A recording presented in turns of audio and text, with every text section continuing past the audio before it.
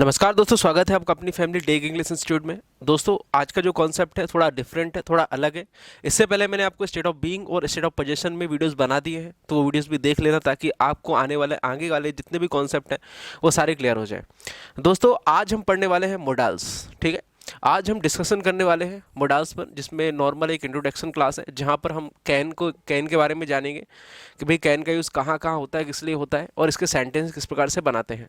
उसके बाद हम इनके यूजेस को भी सीखेंगे नेक्स्ट वीडियो में, लेकिन आज हम नॉर्मली इंट्रोडक्शन के रूप में सीखने वाले हैं। ठीक है, यहाँ पर हम बात करते हैं पहले मोडाल्स की। मोडाल्स एक अगर बेसिकली देखा जाए तो मूड की बात होती है। जब हमको बात करनी हो अपने मूड की कि भैया हमारा मूड क्या है, मैं क्या काम कर सकता हूँ, मैं नहीं कर सकता, मुझे करना चाहिए नहीं करना चाहिए, मैं करना चाहता था नहीं करना चाहता था, ये सारी मूड पे डिपेंड हुई बातें रहती हैं। तो मोडाल्स यहाँ पे काम आता है मूड को बताने के लिए, मूड की डिपेंडेंसी को बताने के लिए। ठीक है, यहाँ पर अगर हम बात करें नॉर्मली अगर बात करें तो मोडाल्स 12 प्रकार के होते हैं। कौन कौन से? पहला होता है कैन, दूसरा होता है कुड, तीसरा होता है विल बी एबल टू। ठीक है, उसके बाद फोर्थ नंबर पे आता है शुड, शुड के बाद मस्ट,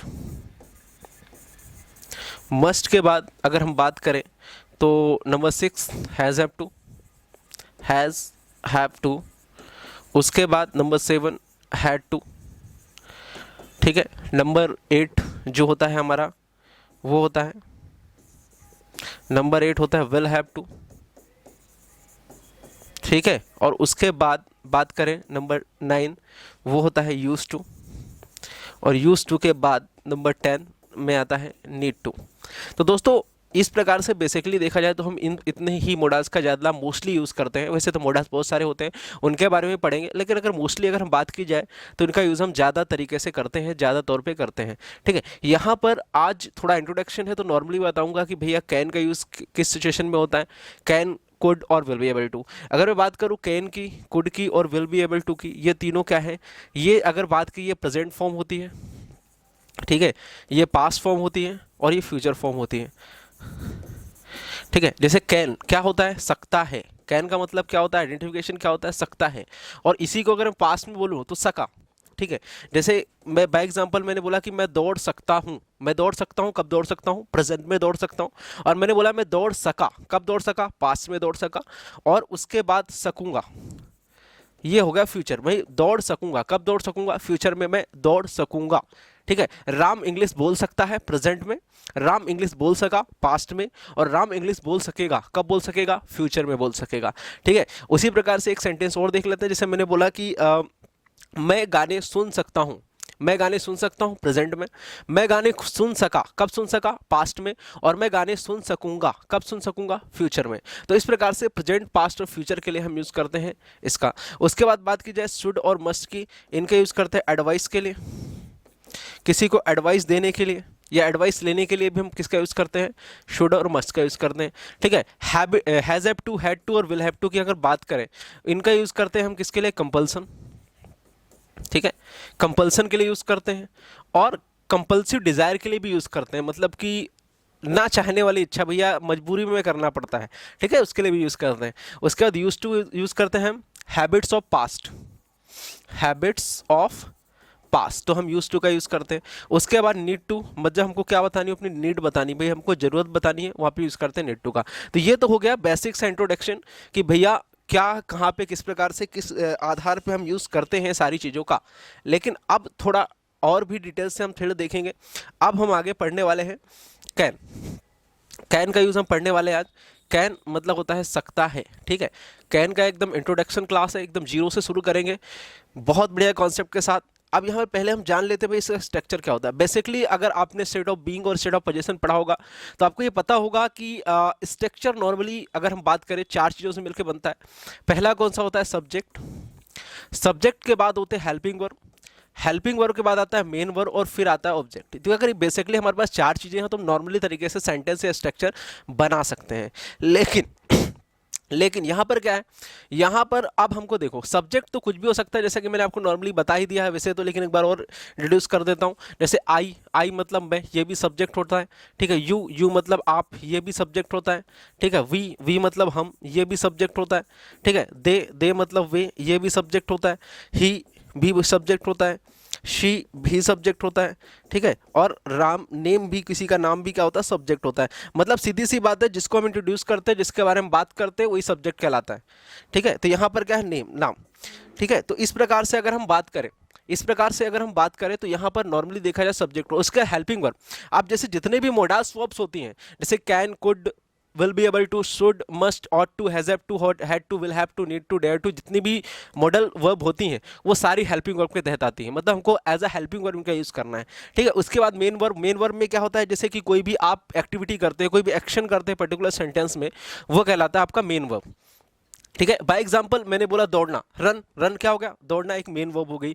प्ले, खेलना क्या हो गई, मेन वर्ब हो गई, ठीक है। वॉच, देखना क्या होगी, मेन वर्ब हो गई, ठीक है। ओपन, खोलना क्या होगी, मेन वर्ब हो गई। अब तो इस प्रकार से मेन वर्ब, मतलब कोई भी काम करना, कोई भी एक्शन के लिए मेन वर्ब का यूज करते हैं। उसके बाद हम बात करते हैं ऑब्जेक्ट की, ठीक है। ऑब्जेक्ट क्या होता है, जिसके लिए काम करता है। मैं पानी भर सकता हूं, तो मैं किसके लिए काम कर रहा हूं, पानी भरने के लिए काम कर रहा हूं, तो पानी क्या हो गया, मेरा ऑब्जेक्ट हो गया। राज कार चला सकता है, तो राज कार चला सकता है, तो राज किसके लिए काम कर रहा है, कार चलाने के लिए, ठीक है ना। तो यहाँ पे कार क्या हो गई, ऑब्जेक्ट हो गई। मैंने बोला मैं दरवाजा खोल सकता हूं, मैंने क्या बोला, मैं दरवाजा खोल सकता हूं, तो यहाँ पे दरवाजा क्या हो गया, दरवाजा एक ऑब्जेक्ट हो गया, क्योंकि मैं काम क्या कर रहा हूं, दरवाजा खोलने का कर रहा हूं ना। तो ऐसा कोई पर्टिकुलर चीज जिसके लिए हम सब्जेक्ट काम करता है उसको बोलते हैं ऑब्जेक्ट, ठीक है।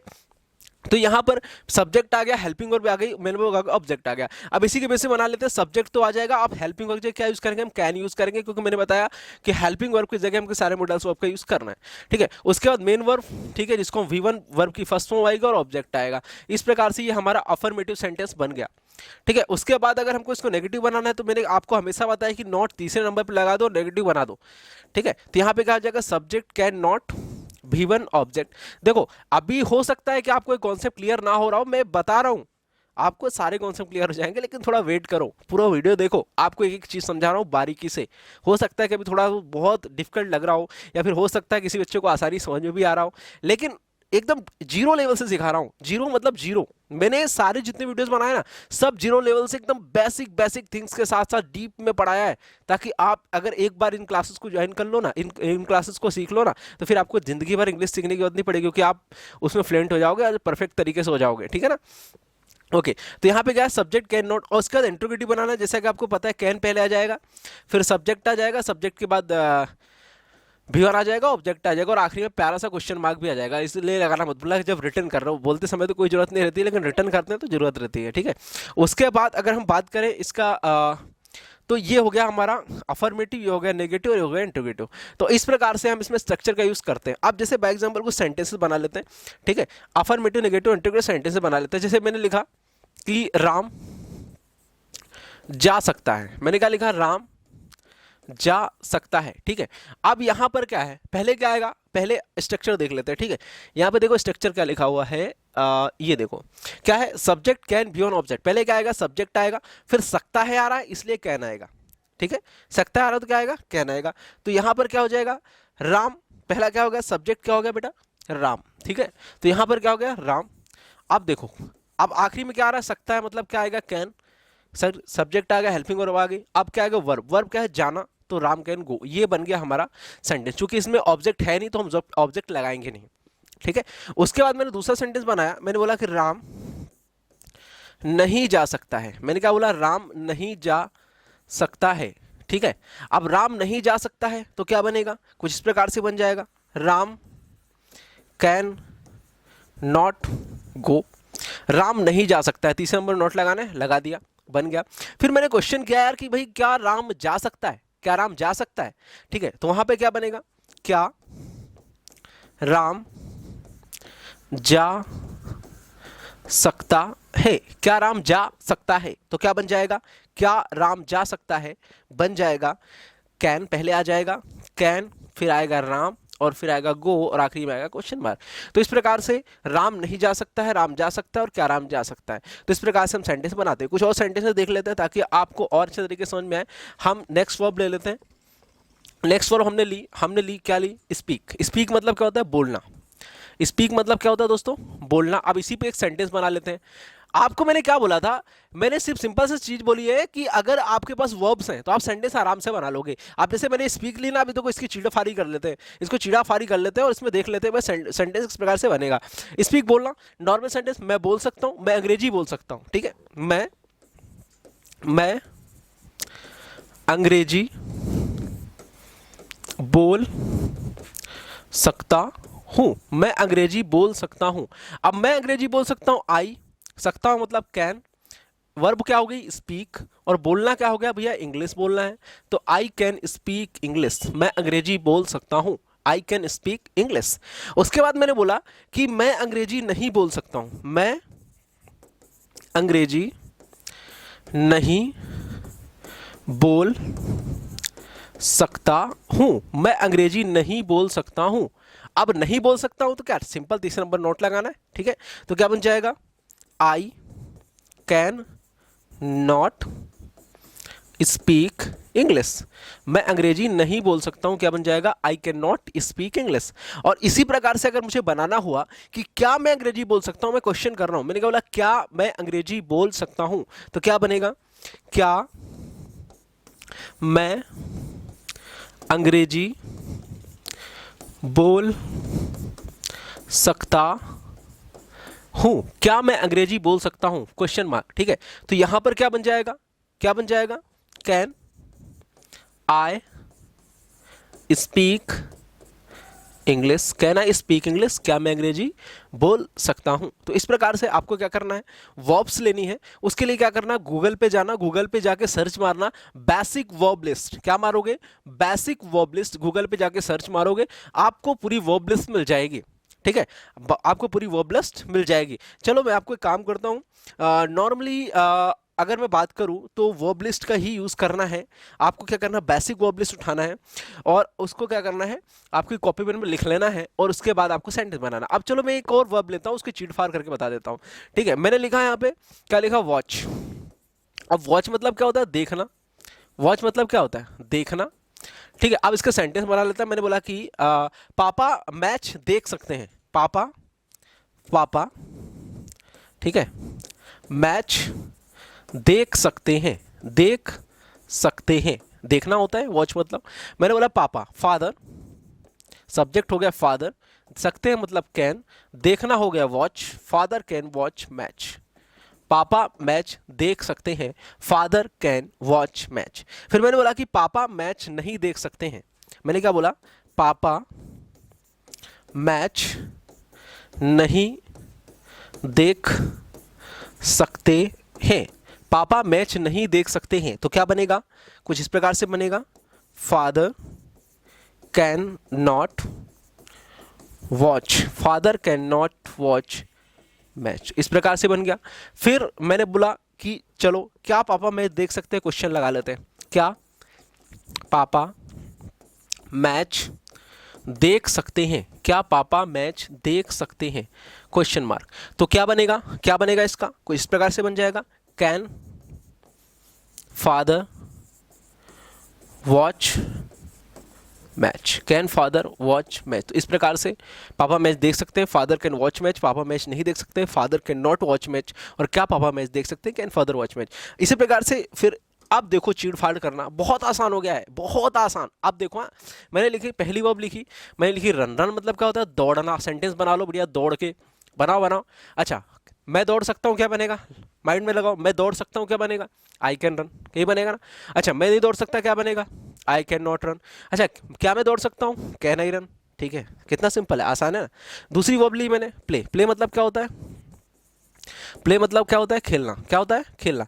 मैंने बोला कि राम क्रिकेट खेल सकता है, क्या बनेगा, राम कैन प्ले क्रिकेट, क्या बनेगा, Ram can play cricket. Ram cricket नहीं खेल सकता है, क्या बनेगा, Ram can not play cricket. Okay, क्या राम क्रिकेट खेल सकता है, कैन राम प्ले क्रिकेट, ठीक है।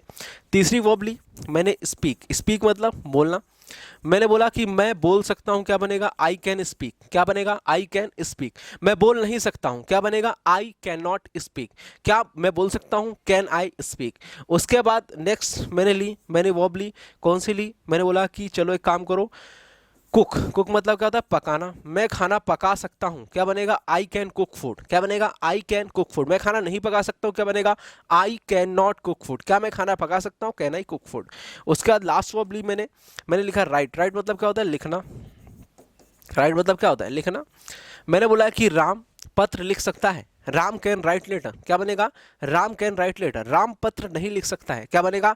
Ram can not write letter. क्या राम पत्र लिख सकता है? Can Ram write letter. तो इस प्रकार से दोस्तों आपको क्या करना है, आपको गूगल पे जाना है, वहाँ पे सर्च मारना है बेसिक वर्ब लिस्ट, और उसको कम से कम 100 वर्ब्स को कॉपी में लिखना है, और बस चीट फाड़ कर देना है। चीट फाड़ मतलब समझ गया ना, सेंटेंस बना लो, और क्या सेंटेंस बन गए और आपकी प्रैक्टिस हो गई। और उसके बाद क्या करना है, फिर उसके बाद प्रैक्टिस करके कैन का यूज़ करना है और इंग्लिश में स्पीकिंग में यूज़ करना है। क्लियर? तो मुझे दोस्तों उम्मीद है कि आपको जो इंट्रोडक्शन है कैन का समझ में आया है। इसका नेक्स्ट पार्ट में मैं बताऊंगा कि कैन का यूज़ हम कहाँ कहाँ करते हैं, किस प्रकार से करते हैं, बहुत ही वैरायटी के साथ, बहुत ही जीरो लेवल के साथ आपके लिए मैं लेके आऊँगा सारे कॉन्सेप्ट। तो मिलते हैं नेक्स्ट वीडियो में। मुझे उम्मीद है ये कॉन्सेप्ट क्लियर है, तो फिर कर दो इस वीडियो को लाइक और शेयर भी कर दो। Thank you so much.